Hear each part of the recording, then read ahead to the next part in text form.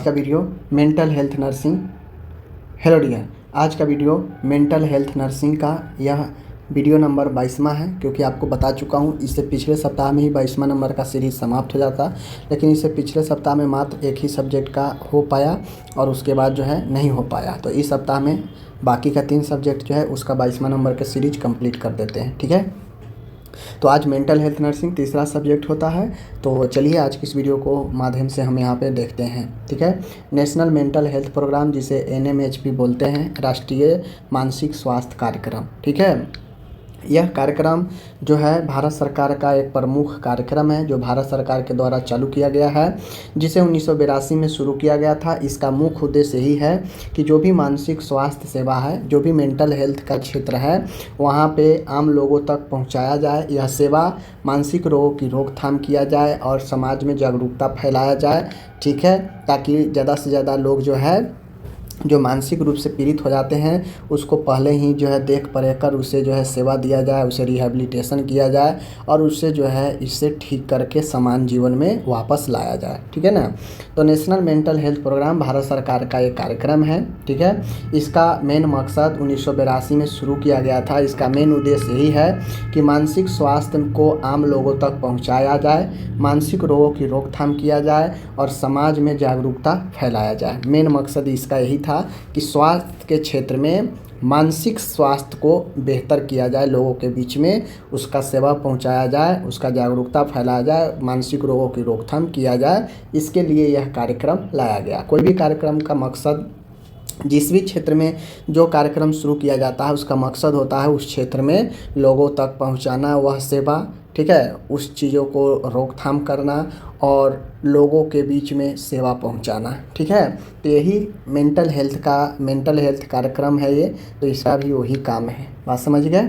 चलिए, इस NMHP का मुख्य उद्देश्य क्या है? तो इसका मेन उद्देश्य है सभी लोगों के लिए मानसिक स्वास्थ्य सेवा उपलब्ध कराया जाए। सभी लोगों के लिए, जो दूर दराज के इलाके में लोग रहते हैं उनके लिए भी मेंटल हेल्थ सर्विस उपलब्ध कराना, ताकि अगर किसी को मानसिक रूप से समस्या लगे, दिक्कत लगे, तो वह सेवा का लाभ उठा सके। मानसिक रोगों की रोकथाम और उपचार किया जाए, इसका ये भी उद्देश्य था। समाज में जागरूकता बढ़ाया जाए और स्टिग्मा यानी कलंक जो है उससे कम किया जाए, क्योंकि मानसिक रोग जैसे ही किसी को होता है अक्सर देखते होंगे कि लोग उसे एक अलग ही हीन नज़र से देखने लगता है और वह एक कलंकित टाइप से लोग बना देता है मानसिक रोगों को, जबकि ये भी एक रोग है, ऐसा नहीं होना चाहिए। ठीक है, प्राथमिक स्वास्थ्य सेवाओं के साथ मानसिक स्वास्थ्य को जोड़ना, यह मुख्य उद्देश्य था NMHP को। ठीक है ना। तो नेशनल मेंटल हेल्थ प्रोग्राम का जो मेन उद्देश्य है कि सभी लोगों तक यह सेवा पहुंचाया जाए, मानसिक रोग की रोकथाम उपचार किया जाए, समाज में लोगों को जागरूकता फैलाया जाए और जो एक स्टिग्मा है, जो एक टैग कलंक है, उसको कम किया जाए। प्राथमिक स्वास्थ्य के साथ में इस मानसिक स्वास्थ्य को जोड़ा जाए, इस उद्देश्य के साथ यह कार्यक्रम शुरू किया गया। ठीक है, आगे बढ़ते हैं। तो इसके अंदर क्या क्या चीज़ होता है, कौन कौन से घटक है, कंपोनेंट है। तो इसके अंदर district mental health program DMHP, ठीक है, DMHP district mental health program, जिला स्तर पर मानसिक स्वास्थ्य सेवा उपलब्ध है, OPD दवा काउंसलिंग सेवा उपलब्ध है। ठीक है, सामुदायिक जागरूकता कार्यक्रम इसी के अंदर होता है। तो जिला में डिस्ट्रिक्ट मेंटल हेल्थ प्रोग्राम चलता है पूरे जिला लेवल पर, जो इसी नेशनल मेंटल हेल्थ प्रोग्राम का क्या है, घटक है। ठीक है, जो हर एक जिला स्तर पर ये चलता है। अब इसका काम है जिला स्तर पर मानसिक स्वास्थ्य सेवा देना, OPD दवा काउंसलिंग करना, समुदाय में लोगों को जागरूकता फैलाना। ठीक है, आगे है मेडिकल कॉलेज और अस्पताल आधारित सेवाएं देना, इसी घटक के अंदर है। विशेषज्ञ यहाँ पे इलाज होते हैं। मेडिकल कॉलेज में, अस्पताल में साइकेट्रिस्ट होते हैं या साइकोलॉजिस्ट होते हैं। यहाँ पे प्रशिक्षण और रिसर्च का भी काम चलता है मानसिक रोगों के ऊपर। ठीक है, तो ये मेडिकल कॉलेज और अस्पताल आधारित सेवाएं जो है इसके ही अंदर घटक है। तीसरा इसके अंदर घटक है समुदाय की भागीदारी, जैसे आशा, ANM, NGO की भागीदारी, ये सब कम्युनिटी वर्कर है। ठीक है, ये सब रूट लेवल का वर्कर है। ANM, आशा, NGO ये सब रूट लेवल, जड़ में ये सब समुदाय के होता है। तो ये सब जो है, ये सब का भागीदारी काफ़ी ज़रूरी होता है, क्योंकि यही सब गाँव में बिछा हुआ है। ठीक है, ग्रामीण क्षेत्रों में सेवाओं का विस्तार इन्हीं लोगों के हाथ में है। तो इन लोगों का भागीदारी काफ़ी ज़रूरी होगा। अगर नेशनल मेंटल हेल्थ कार्यक्रम को अच्छा बनाना है तो समुदाय की भागीदारी ज़रूरी है। तो ये 3 कंपोनेंट हैं, इसको याद रखिएगा। DMHP district mental health program, उसके बाद जो है मेडिकल कॉलेज और अस्पताल आधारित सेवाएं, जो मेडिकल कॉलेज और हॉस्पिटल में स्वास्थ्य मेंटल हेल्थ से जुड़ी हुई सेवाएं मिलता है। यहाँ पे डॉक्टर्स होते हैं, साइकोलॉजिस्ट होते हैं, ट्रेनिंग का काम होता है, रिसर्च का काम होता है, ठीक है, मेडिकल कॉलेज में। और तीसरा है समुदाय की भागीदारी। समझ गए? अगर गांव-गांव तक पहुंचाना है तो नेशनल मेंटल हेल्थ के अंदर समुदाय की भागीदारी को रखा गया कि अगर गांव-गांव तक यह सेवा पहुंचाना है, कार्यक्रम देना है, तो आशा, NGO, ANM इन लोगों को भागीदारी ज़रूरी है। ओके, अब NHM के अंदर देख लीजिए यहाँ पे NMHP, इसके अंतर्गत कौन कौन से रणनीति, कौन कौन से फंक्शन जो है एक्टिव है। तो पहला है इंटीग्रेशन। इंटीग्रेशन कहने का मतलब है मानसिक स्वास्थ्य को समान स्वास्थ्य सेवाओं में शामिल करना।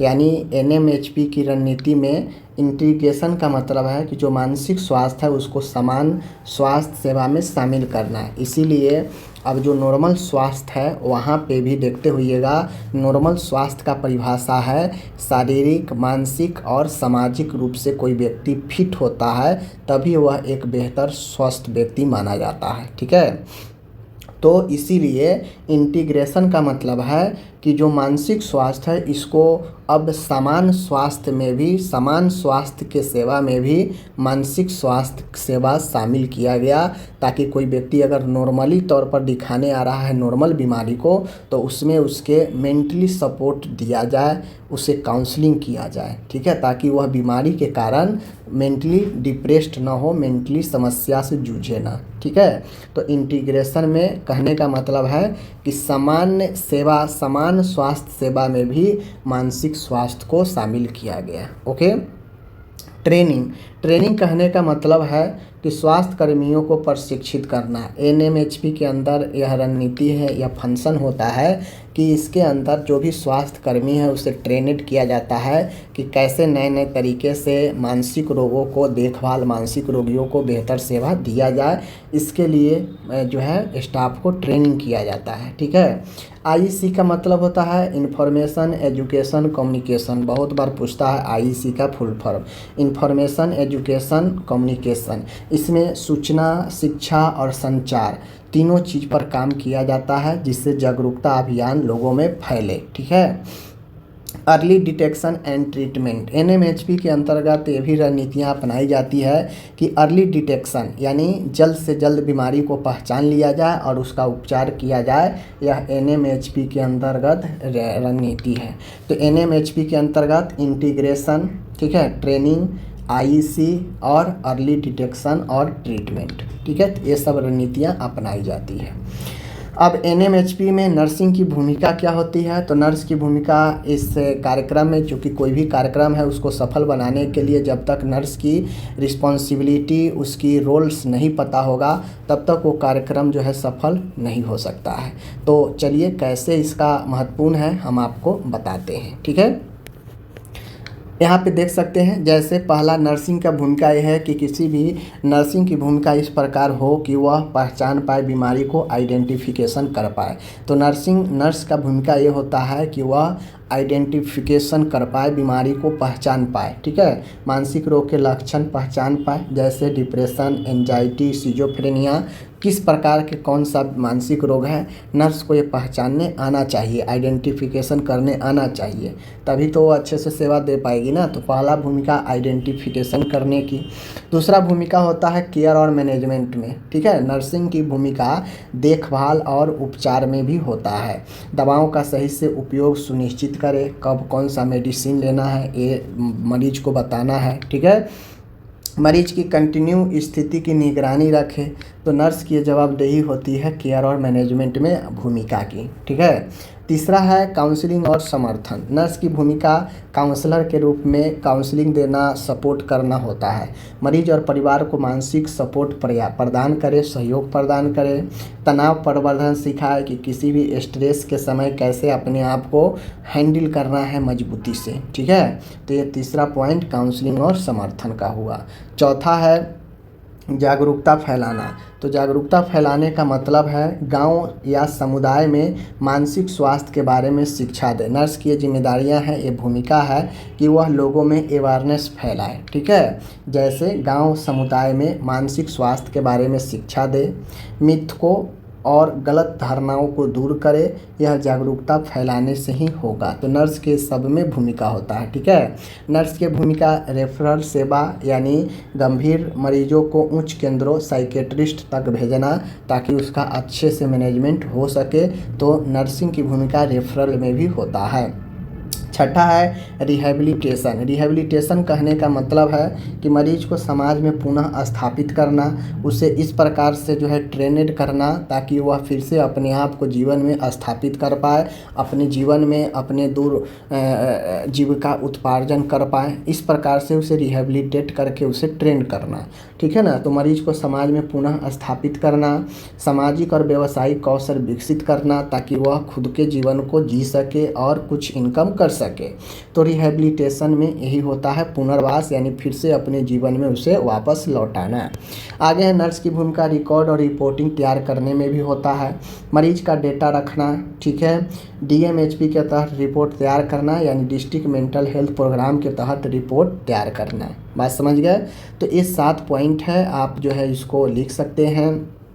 आप यहाँ पे इस सारे पॉइंट को आप इसमें यहाँ पे क्लियर कर सकते हैं। देखिए मैं यहाँ पे जो सब में 2-2 पॉइंट, 1-1 पॉइंट जो दिया हूँ, आप इसको 3-3, 4-4 पॉइंट भी लिख सकते हैं कि नर्स कैसे आइडेंटिफाई करेगी, रोगों को पहचानना है। आप यहाँ पे एग्जाम्पल दे दिए कौन सा रोग किस प्रकार से है, नर्स इसमें भूमिका निभाती है रोगों को पहचानने में, तो आप ये भी लिख सकते हैं। ठीक है, देखभाल और उपचार करना, तो दवाओं का सही उपयोग करना, ठीक है, मरीज को जो है सपोर्ट करना, ठीक है, मरीज को प्रॉपर निगरानी करना। तो तमाम चीज़ें आप सोच सोच के लिख सकते हैं पॉइंट के अनुसार। काउंसलिंग और समर्थन करना, मरीज और उसके परिवार को साइकोलॉजिकल सपोर्ट देना, तनाव प्रबंधन के लिए सिखाना, ठीक है, मरीज को काउंसलिंग करना, उसके परिवार को काउंसलिंग करना। समझ गए ना। चौथा है जागरूकता फैलाना, गांव समुदाय में मानसिक स्वास्थ्य के बारे में शिक्षा देना, लोगों को मिथ को और गलत धारणाओं को दूर करना, लोगों के बीच में जो है सच्चाई बताना। बात समझ गए कि नहीं। पाँचवा है रेफरल, मरीज के गंभीर मरीजों को उच्च केंद्रों तक भेजना, मेडिकल कॉलेज और सदर हॉस्पिटल तक मरीजों को पहुंचाना, रेफ़र करना, ठीक है, उचित जो है सेवा प्रदान करना। ओके। रिहैबिलिटेशन, मरीजों को समाज में पुनः स्थापित करना, सामाजिक व्यावसायिक कौशल विकसित करना, मरीज को सेल्फ डिपेंडेंट बनाना जिससे वह खुद के जीवन को जी सके और अच्छे से चल सके। सातवां है रिपोर्टिंग और रिकॉर्डिंग करना, मरीज का डेटा रखना, डीएमएचपी के तहत रिपोर्ट तैयार करना, सारे डेटा का एक फाइल तैयार करना। तो इस प्रकार से आप इस समय भूमिका को बता सकते हैं, जो कि 7 पॉइंट मैं यहाँ पे बताया हूँ। ठीक है ना।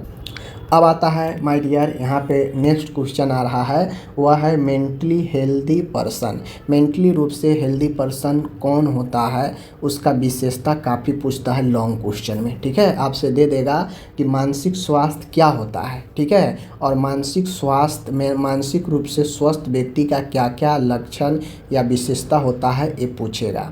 तो आप खुद समझिए कि एक व्यक्ति जो मानसिक रूप से ठीक है, स्वस्थ है, उसका क्या क्या गुण हो सकता है, और एक जो मानसिक रूप से विक्षिप्त है, अस्थिर है यानी पागल है, तो उसमें के अंदर क्या क्या लक्षण यानी गुण दिखेगा। तो दोनों के बारे में एग्जाम में पूछता है। मानसिक रूप से स्वस्थ व्यक्ति के पूछेगा तो इसका विशेषता पूछेगा। अगर मानसिक रूप से अस्वस्थ के बारे में पूछेगा तो फिर अस्वस्थ का कारण पूछता है कि कौन कौन से कारण हैं जिसके कारण मानसिक रूप से व्यक्ति अस्वस्थ हो जाता है। ठीक है, तो आज यहाँ पे देखिए मानसिक रूप से स्वस्थ व्यक्ति कौन होता है। मानसिक रूप से स्वस्थ व्यक्ति मेंटली हेल्दी पर्सन वह होता है जो अपने विचार, अपने थॉट, अपने इमोशन, अपने व्यवहार को संतुलित रखता है, बैलेंस रखता है, ठीक है, और जीवन की परिस्थितियों से सही तरीके से निपटता है। अनुकूल परिस्थिति में चाहे प्रतिकूल परिस्थिति में एक जैसे व्यवहार दर्शाता है। वह पैनिक नहीं होता है, ठीक है, और डट के सामना करता है। बात समझ गए कि नहीं। तो यही मानसिक रूप से एक स्वस्थ व्यक्ति का पहचान होता है। बात समझ गए कि नहीं। तो मानसिक रूप से स्वस्थ व्यक्ति, मेंटली हेल्दी पर्सन वह होता है जो अपने थॉट, अपने विचार, अपने भावना और अपने व्यवहार पर नियंत्रण रखता है, संतुलित रखता है। बात समझिए कि नहीं। और जीवन की कोई भी परिस्थिति, चाहे वो प्रतिकूल परिस्थिति ही क्यों ना हो, उसको सही तरीके से सामंजस्य स्थापित करता है, उससे निपटता है। यही एक मेंटली हेल्थ पर्सन होता है, उसका पहचान होता है। बात समझिए कि नहीं। चलिए, जबकि यहीं पर अगर मानसिक रूप से अस्वस्थ पूछेगा तो ठीक इसके उल्टा हो जाएगा। अस्वस्थ में क्या होगा कि मानसिक रूप से अस्वस्थ व्यक्ति वह व्यक्ति होता है जो अपने विचार, भावनाओं और व्यवहार पर संतुलन नहीं रख पाता है, अपने जीवन के प्रतिकूल परिस्थितियों के सामना नहीं कर पाता है और सामंजस्य स्थापित नहीं कर पाता है, और व्यक्ति जो है तनाव में जीने लगता है, वही मानसिक रूप से अस्वस्थ व्यक्ति होता है। ठीक है, तो दोनों में डिफरेंट आप लोग समझ गए। चलिए, अब एग्जाम में आपसे पूछेगा कि इसका विशेषता बताएं, मानसिक रूप से स्वस्थ व्यक्ति के विशेषता। तो विशेषता बहुत सारे विशेषता हो सकता है। मानसिक रूप से एक स्वस्थ व्यक्ति है तो उसको बहुत सारे विशेषता हो सकता है। जैसे मानसिक रूप से जो स्वस्थ व्यक्ति होता है उसे सेल्फ अवेयरनेस, आत्म जागरूकता, यानी खुद के अंदर जागरूकता होता है, अपनी भावनाओं, अपनी ताकत और कमजोरियों को समझने की क्षमता होता है, यानी खुद के बारे में अवेयरनेस होता है, उसके अंदर खुद को सही तरीके से पहचान पाता है। तो एक व्यक्ति जो मानसिक रूप से ठीक होगा वही ना अपने अंदर के अवेयरनेस, अपने जागरूकता को समझ पाएगा। तो पहला पॉइंट। ठीक है, दूसरा पॉइंट भावनात्मक इमोशनल स्टेबिलिटी होता है। जो व्यक्ति मानसिक रूप से संतुलित होता है, स्टेबल होता है, वह भावनात्मक रूप से भी स्टेबल होता है। बात बात पर वह जो है पैनिक नहीं हो जाता है, वह नियंत्रण रखता है अपने भावनाओं पर। वह बात बात पे चिल्लाने, बात बात पर रोने, बात बात पर डरने, ये सारी चीज़ नहीं होता है। ठीक है, तो जो इमोशनल स्टेबिलिटी होता है वह अपने गुस्सा, दुख, खुशी, इन सब पर नियंत्रण कर सकता है। छोटी छोटी बातों पर अत्यधिक प्रतिक्रिया नहीं देता है। कौन? जो इमोशनल रूप से स्टेबल होगा, मजबूत होगा, अपने भावनात्मक चीज़ों पर नियंत्रण होगा। लेकिन एक व्यक्ति जो भावनात्मक रूप से कमज़ोर होगा तो उसे जल्दी गुस्सा आएगा, दुख आएगा, वह अपने खुशियों पर नियंत्रण नहीं रख पाएगा या दुख पर नियंत्रण नहीं रख पाएगा। ठीक है, छोटी छोटी बातों पर वह बहुत ज़्यादा पैनिक हो जाएगा। तो ये सब भावनात्मक रूप से संतुलन होने की पहचान होता है। ओके, नेक्स्ट है, तीसरा पॉइंट है सकारात्मक सोच, पॉजिटिव एटीट्यूड। पॉजिटिव एटीट्यूड कहने का मतलब होता है कि जो व्यक्ति मानसिक रूप से स्वस्थ होता है, मेंटली हेल्दी होता है, तो वह जीवन के प्रति एटीट्यूड उसका पॉजिटिव होता है, सकारात्मक होता है। जबकि एक व्यक्ति जो मानसिक रूप से अस्वस्थ होगा, बीमार होगा, वह निगेटिव ही सोचेगा, हमेशा निगेटिव उसके मन में चलता रहेगा। बात समझिए कि नहीं। तो पॉजिटिव एटीट्यूड के साथ जीवन के प्रति आशावादी दृष्टिकोण होता है, समस्याओं को अवसर की तरह देखता है और उससे निपटता है। तो ये सब पॉजिटिव एटीट्यूड होता है व्यक्ति में।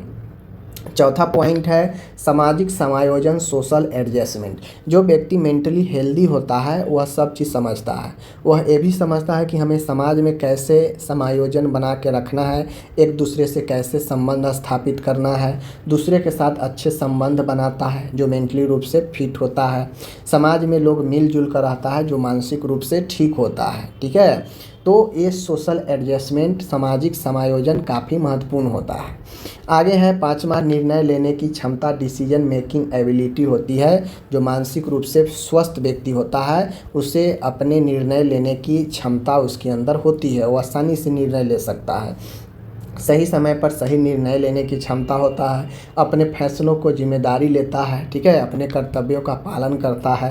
तो ये सब व्यक्ति के अंदर होता है। छठा पॉइंट है तनाव से निपटने की क्षमता, कोपिंग विथ स्ट्रेस। कठिन परिस्थितियों में व्यक्ति शांत रहता है, तनाव को संभालने के तरीके जानता है, ज़्यादा तनाव में व्यक्ति कूल रहेगा। तो जो मानसिक रूप से स्वस्थ रहता है उसे हर एक चीज़ों में अपने आप को ढालने का उसे चीज़ें पता रहता है। आगे बढ़ते हैं, सेल्फ कंट्रोल। जो व्यक्ति मानसिक रूप से स्वस्थ होता है उसके अपने अंदर नियंत्रण होता है, अपने ऊपर कंट्रोल होता है। जबकि एक मानसिक रूप से बीमार व्यक्ति के ऊपर कंट्रोल नहीं होता है, वह आपा खोएगा तो किसी को भी कोई चीज़ बोल देगा, कर देगा। समझ गए कि नहीं। अपने व्यवहार और इच्छाओं को व्यक्ति नियंत्रण करता है, अनुशासित जीवन जीता है। ठीक है, उसे ज़्यादा चाहत नहीं होती है जो कंट्रोल रखता है अपने ऊपर। आगे है 8वां पॉइंट है प्रोडक्टिविटी, उत्पादकता। जो व्यक्ति मानसिक रूप से स्वस्थ होता है वह उत्पादकता यानी कुछ न कुछ जो है करने के सोचता रहेगा, कुछ न कुछ जो है अच्छा करने का सोचेगा, अपने कामों में रुचि रखेगा, जिम्मेदारी और सक्रिय रहता है। लेकिन एक मानसिक रूप से अस्वस्थ व्यक्ति, बीमार व्यक्ति, वह कामों में रुचि कम रखता है, अपने जिम्मेदारियों के प्रति जो है बहुत ज़्यादा जो है वह अल्टर हो जाता है। समझे कि नहीं। जो व्यक्ति मानसिक रूप से स्वस्थ होता है वह यथार्थवादी सोच होता है, रियलिस्टिक थिंकिंग का होता है, कल्पना और वास्तविकता में अंतर समझता है, परिस्थितियों को सही रूप में देखता है। बात समझ गया कि नहीं। और आखिरी है ऐसे व्यक्ति जो मानसिक रूप से स्वस्थ होते हैं उसका विशेषता ये भी होता है कि आत्मसंतोष रहता है, सेल्फ सेटिस्फेक्शन रहता है, अपने जीवन से संतुष्ट रहेगा, खुद को स्वीकार करेगा, सही मात्रा में नींद लेगा, ठीक है, सही खाना खाएगा और वो जो है संतोषप्रद रहता है अपने आप से। बात समझ गया कि नहीं। तो ये सारा पॉइंट है, 10 पॉइंट है। अब देखिए 10 पॉइंट में आपको जो पढ़ाया ये 10 पॉइंट इधर उधर करके लिख सकते हैं, कोई दिक्कत नहीं है, सीरियल के चक्कर में मत पड़िए। बात समझिए कि नहीं। तो आज का मैं 2 अच्छा क्वेश्चन कराया हूँ। देखिए यहाँ पे मैं सब में 2-2 पॉइंट लिख रहा हूँ, आपको इन 2 पॉइंटों के चक्कर में मत पड़ना है। आप जितना लिख सके इन सब पॉइंटों के बारे में आप उतना डिटेल से लिखिएगा, अच्छे से सही रहेगा। मैं आपको समझाने के लिए 2-2 पॉइंट दे दिया हूँ, ठीक है ना। आप ये समझ लिए तो आप इस पर और सारा पॉइंट जो है बना के सब में लिख सकते हैं, ठीक है ना। तो ये सिर्फ मैं आपको समझाने के लिए दिया हूँ, और जिनको बिल्कुल नहीं लिखने आए, ना समझ में आए, तो उनके लिए यही सब काफ़ी है। बात समझिए कि नहीं, लेकिन पॉइंट ज़रूर याद रखिए। ओके, धन्यवाद।